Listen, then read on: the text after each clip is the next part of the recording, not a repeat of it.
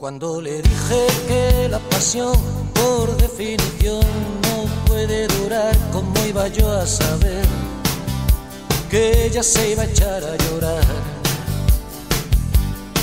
No seas absurdo, me regañó, esa explicación nadie te la pidió, así que guárdatela.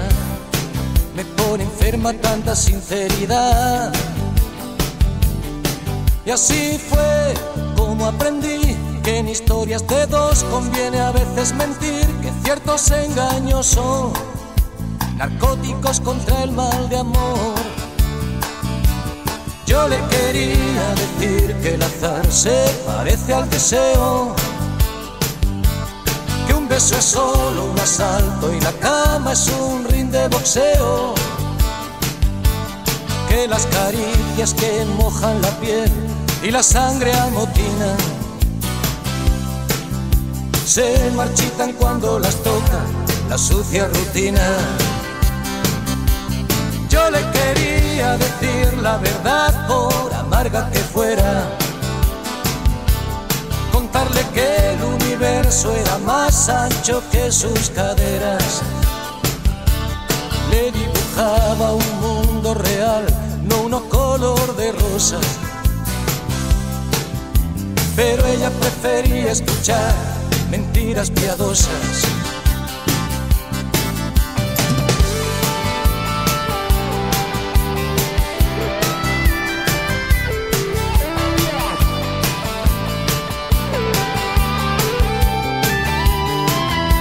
Y las caricias que mojan la piel y la sangre amotinan se marchitan cuando las toca la sucia rutina. Y cuando por la quinta cerveza le hablé de esa chica que me hizo perder la cabeza, estalló: vas a callarte de una vez, por favor.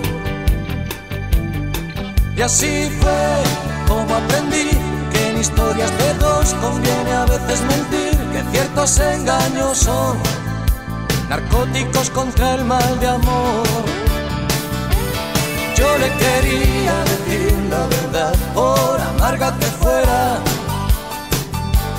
contarle que el universo era más ancho que sus caderas. Le dibujaba un mundo real, no uno color de rosas, pero ella prefería escuchar mentiras piadosas. Yo le quería decir la verdad, por amarga que fuera, contarle que el universo era más ancho que sus caderas. Le dibujaba un mundo real, no uno color de rosas, pero ella prefería escuchar mentiras piadosas.